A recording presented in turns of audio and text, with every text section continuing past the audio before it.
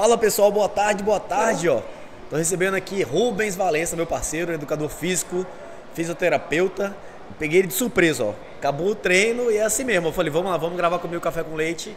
E o tema de hoje, meu parceiro, obrigado por aceitar. Vai ser sobre comportamento e eu tenho algumas dúvidas aqui que eu quero falar com você. E vamos ver vamos começar já indo para a prática.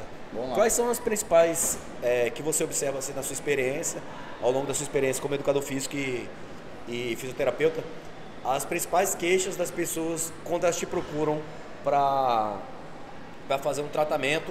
Vamos puxar para o lado da fisioterapia, né? Quais são as principais queixas e por que as pessoas elas demoram tanto, ainda tem a mentalidade de demorar muito para procurar um fisioterapeuta, né? Geralmente tá mudando a mentalidade, mas procuram só quando já está já tá estourado, né? Sim, ainda não tem a mentalidade da fisioterapia preventiva. Exato. Então, vamos aí, seja bem-vindo, muito obrigado e vamos lá, comente aí. É isso, pergunta cabeluda, hein? No meu caso, especificamente, Vitão, que você me conhece, as pessoas já me procuram nesse ponto. Elas já tentaram fazer tudo e empurraram com a barriga e aí se machucaram e aí então chegam para mim. E aí já para resolver um problema. Quando chegam para mim, chegam para resolver um problema. Realmente é assim, né? Pois é. A característica do meu trabalho, ela tem essa característica preventiva de lesão, mas também para o tratamento da lesão, mesmo como um profissional de educação física, como personal trainer. Então, não apenas na fisioterapia, eu recebo pacientes que já estouraram, que já se quebraram, que já estão precisando de um cuidado posterior a uma lesão. Que isso está totalmente relacionado com o comportamento humano, que é o tema que você sugeriu para a gente conversar. E esse comportamento humano, talvez falte o alinhamento para as pessoas entenderem para que fazer, o que fazer e por que principalmente fazer. Quando as pessoas entendem que aquilo que ela vai fazer, o que, por exemplo, o que eu vou fazer? Eu vou fazer uma corrida? Eu vou fazer uma caminhada? Eu vou fazer um treinamento de força? Eu vou fazer um beach tênis? Eu identifico o que eu quero fazer e eu tenho que buscar fazer aquilo que eu gosto de fazer. Essa seleção é natural do comportamento humano. Então eu não vou me forçar a fazer uma coisa que eu não gosto de fazer, porque a tendência de eu desistir no meio do caminho é muito grande. Então tem que ter clareza nesse o quê. Aí as pessoas buscam alguma coisa, vão fazer. E aí avança um pouco, mas para que fazer? As pessoas não respeitam para que fazer. Por exemplo, vamos treinar, eu e você, vou treinar com você hoje.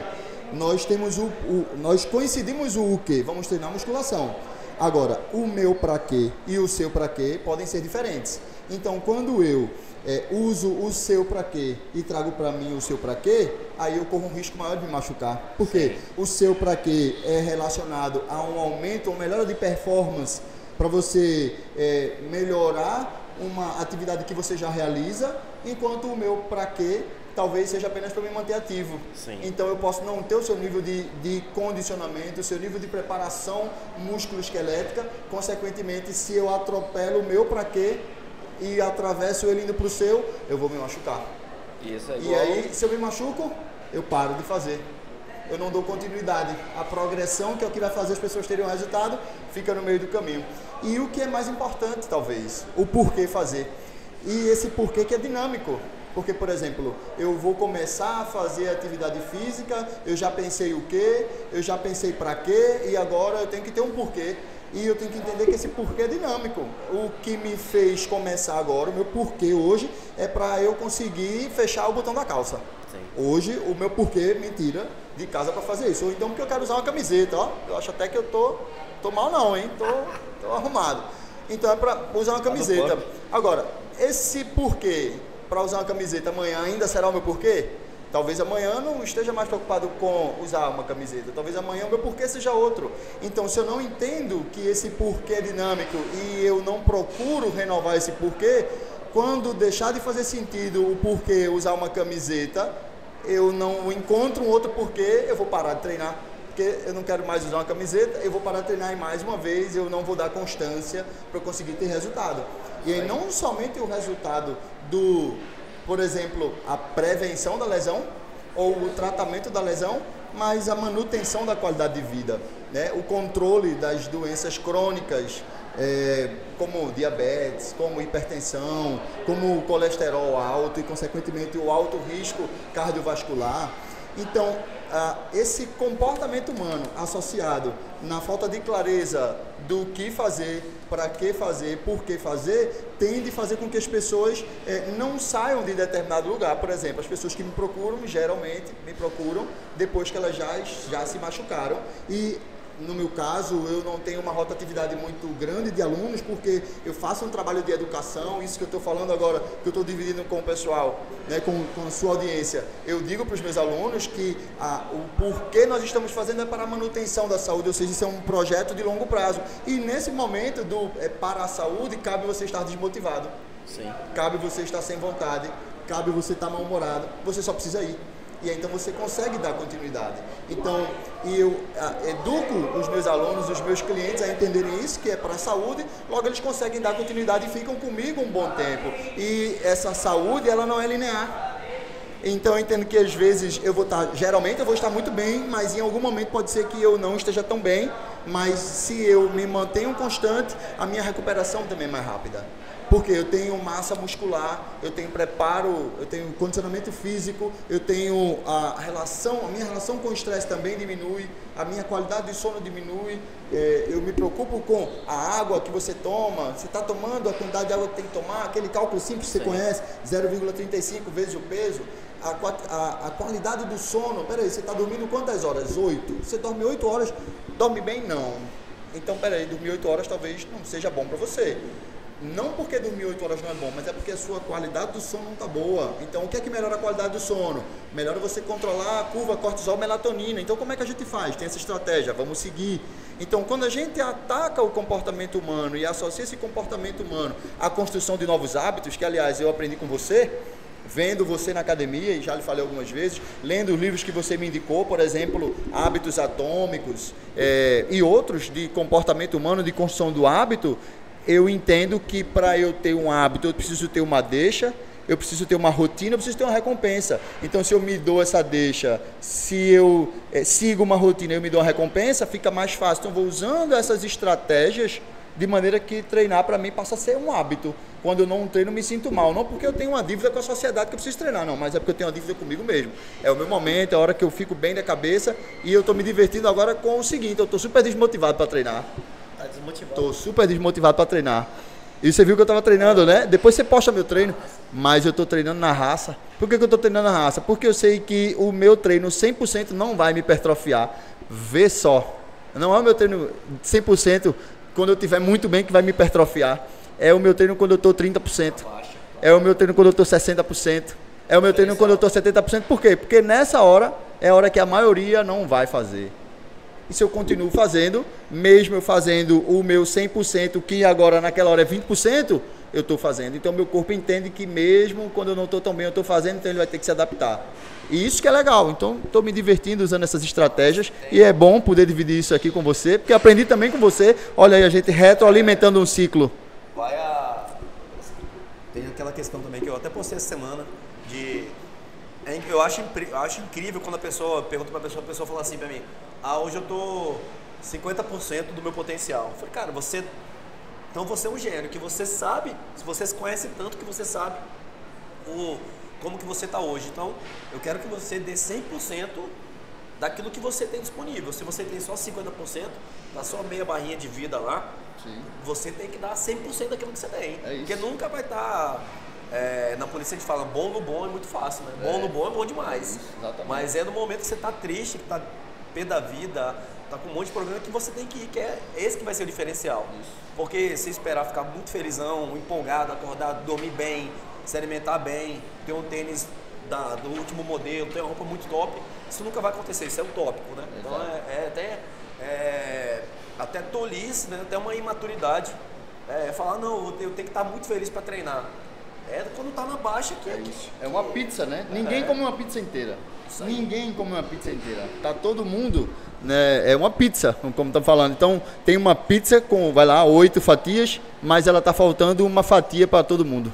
Ninguém come uma pizza inteira. Então, o lado amoroso, uma hora não vai estar bom. O lado emocional, uma hora não vai estar bom. O lado financeiro, o lado profissional. Sempre vai ter uma fatia faltando e você vai ter que se virar com essa fatia que está faltando para conseguir continuar seguindo a vida, né? Aquilo que a gente fala, que quem faz o que quer é criança. Sim. Adulto faz o que precisa ser feito. E por mais duro que seja falar isso, e por mais duro que seja ouvir isso, e até a gente falar para a gente mesmo, mas é necessário que a gente entenda que eu preciso me respeitar por não estou bem.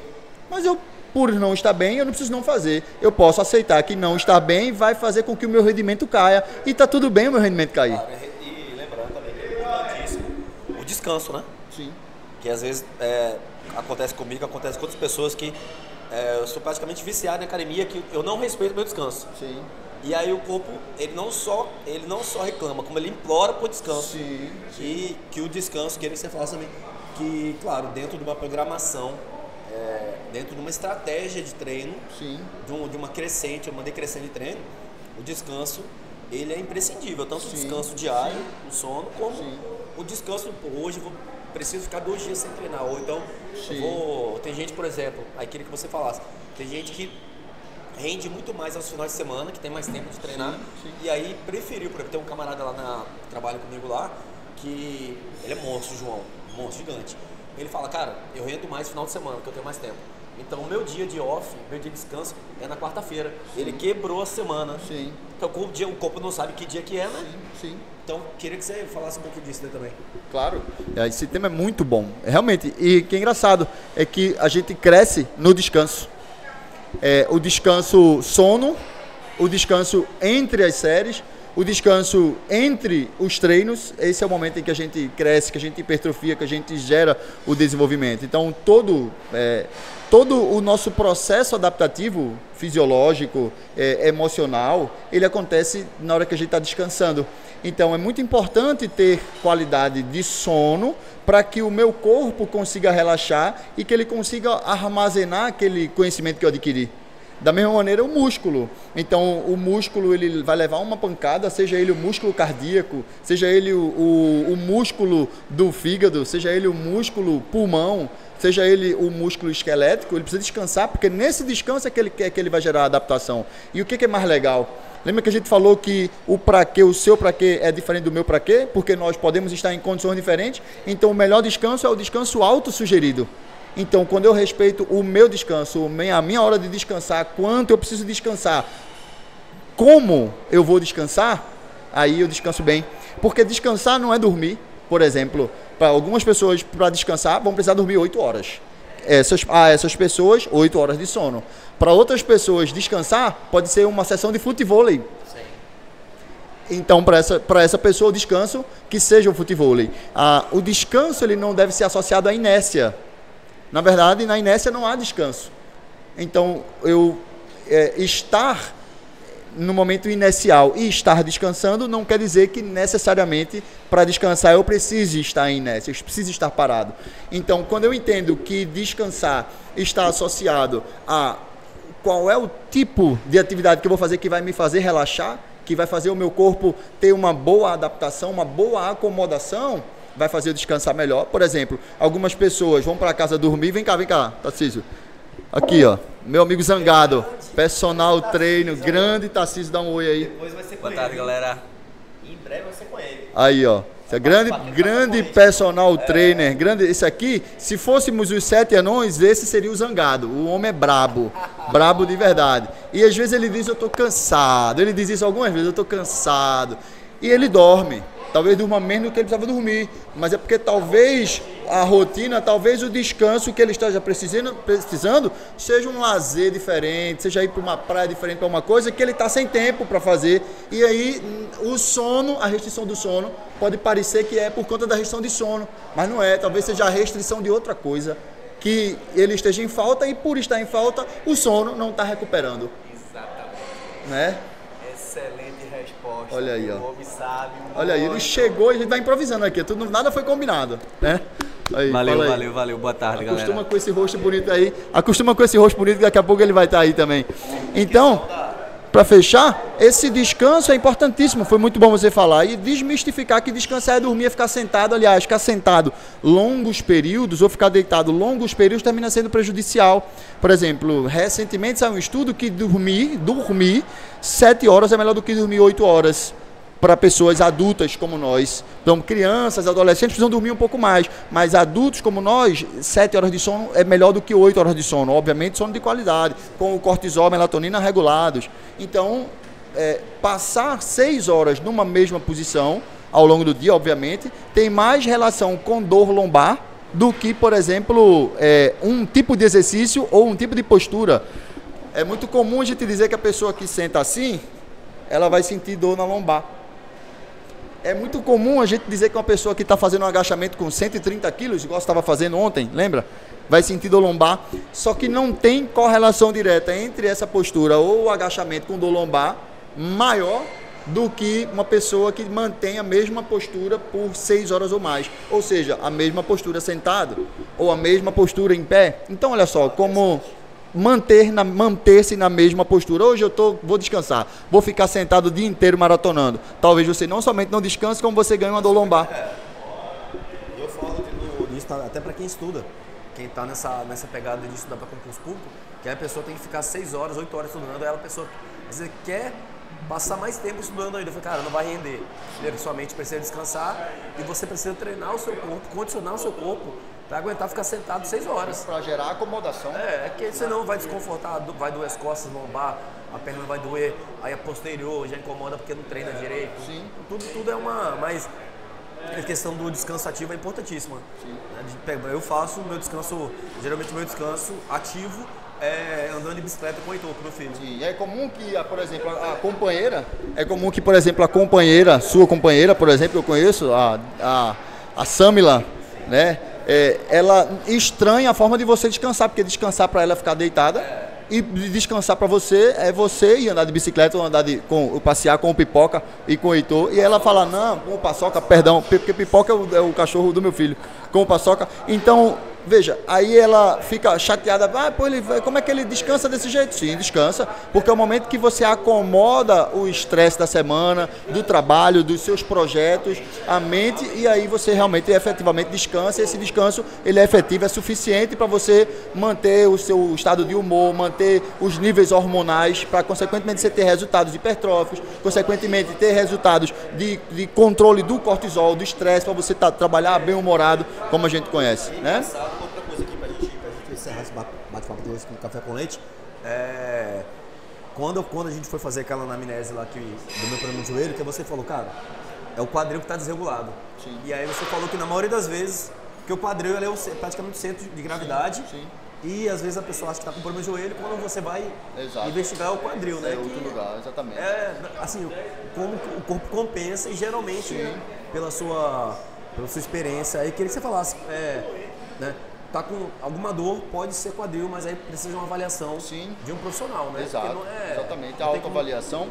Pois é, não fazer a autoavaliação, muito embora é engraçado, Vitor, que quando a gente vai ouvir o paciente, o próprio paciente, ele nos diz qual o problema dele.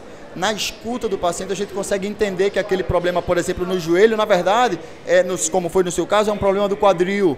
Ou, por exemplo, poderia ser um problema no pé. E muitas vezes esse problema está num lugar distante e que ele está correlacionado com outras coisas. Por exemplo, às vezes o problema da dor no joelho é uma disfunção no quadril, mas o quadril talvez seja somente o foco do incêndio que está reverberando para o joelho, mas que talvez esteja relacionado com uma questão emocional que você não resolveu com a sua companheira, que você não resolveu com o seu colega de trabalho, que você não resolveu com o seu amigo. Isso gerou um estresse e gerou uma perturbação, por exemplo, no funcionamento das tuas vísceras, do teu sistema visceral, do teu intestino e, consequentemente, essa condição, essa regulação do teu sistema nervoso central, sistema nervoso simpático, parasimpático, o funcionamento dos teus órgãos estando inadequados, eles vão ter uma repercussão músculo-esquelética, por exemplo, a nível do teu quadril, que o quadril é realmente uma região muito importante, e a repercussão vai ser lá no joelho. Então, se a gente ficar olhando para o teu joelho e, por exemplo, você me conta uma história que você teve um problema com a sua esposa e depois essa dor no teu joelho apareceu, quando eu vou avaliar você, eu vejo que o problema está no teu quadril. mas eu ignoro o problema que você teve com a sua esposa, eu vou deixar de dar atenção para um lugar muito importante que é o centro de emoções, que são as nossas vísceras, por exemplo. Então, quando eu identifico, quando eu ouço o que o paciente me diz, eu consigo extrapolar esse diagnóstico para poder não olhar para ele apenas como um lugar. Eu não olho para Vitor, joelho de Vitor ou quadril de Vitor, mas para Vitor como um todo e, consequentemente, eu consigo dar uma atenção a cada componente que compõe você, né? E isso que é muito legal, você se perceber, eu estou sentindo isso aqui, mas a partir de que momento eu estou sentindo isso aqui? Opa, tem uma coisa que não está legal. E, aliás, o corpo ele dá um feedback para a gente. Ele diz, ó, não está funcionando bem, e ele dá sinais, sob a luz da quiropraxia, na cascata de Chris Carl Willis, a gente tem o nosso corpo dá um sinal cinésio patológico, ou seja, eu tenho uma disfunção de movimento, eu começo a ter um movimento que está mais travado, por exemplo. Miopatológico, eu começo a ter uma dor muscular, nitidamente muscular. Neuropatológico, eu começo a ter uma interferência neural, ou seja, aquele nervo ele não vai estar... eu vou ter, por exemplo, um pinçamento neural, eu vou ter uma irritação neural, por exemplo, uma ciatalgia ou uma braquialgia. Eu posso ter uma questão histopatológica, ou seja, eu começo a ter piloereção no lugar, a pele está vermelha no lugar, ou aparece um roxo no lugar, ou no último caso, fisiopatológico, ou seja, tem um sistema todo comprometido, um sistema articular, ou um sistema cardiológico, né, cardiorrespiratório. Então, quando eu entendo em que lugar o meu corpo está dando um sinal, eu vou tratar aquele lugar para que essa cascata não aumente, né, não progrida. Então eu trato aquele lugar para essa cascata regredir e o corpo funcionar como ele tem que funcionar, como a gente chama em homeostase, em equilíbrio. Em fisiologia, a gente teria um corpo vital, mantendo o vitalismo desse corpo, né? Então olhar para esse corpo dessa maneira, acho que é uma forma inteligente da gente entender o nosso comportamento, as nossas emoções, os nossos porquês, os nossos praquês, e a gente alinhar isso com os nossos hábitos. Vou treinar sim, mesmo não estando muito motivado. Vou treinar hoje porque eu quero fazer a foto do espelho e amanhã só porque eu quero relaxar e que está tudo bem. Vou treinar 20% do mesmo jeito que eu vou treinar 100% e está tudo bem também. Então, juntar tudo isso e transformar isso em ação vai fazer uma transformação incrível na nossa vida, porque a gente consegue extrapolar para outras coisas. Eu vou ler melhor, eu vou me concentrar melhor, eu vou trabalhar melhor e vou viver consequentemente melhor, né? Agradecer, obrigado, tá? Gente, Café com Leite com Rubens, educador físico, personal, fisioterapeuta, tá fazendo agora graduação em quiropraxia.